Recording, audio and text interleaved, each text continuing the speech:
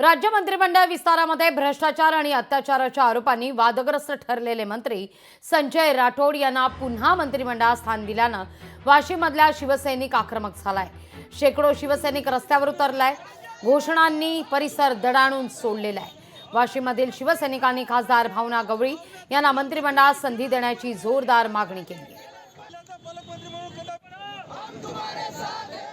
त्यांनी महिलांचे त्या ठिकाणी समस्या सोडवण्यासाठी रात्रंदिवस मेहनत घेतली। त्यांच्या वडिलांचा वारसा टिकवत शिवसेना विदर्भामध्ये मोठी केली, परंतु दुर्दैवाने काही शत्रूंनी त्यांच्या विरोधात कटकारस्थान करून वारंवार भावनाताईंना अडचणी आणण्याचं काम केलं।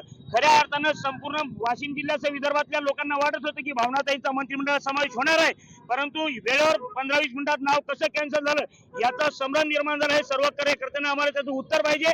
भावनाताई ह्या त्या ठिकाणी महिलांच्या बचत गटापासून त्या ठिकाणी महिलांच्या सक्षमीकरणापासून त्या ठिकाणी मोठ्या प्रमाणात काम करतायत।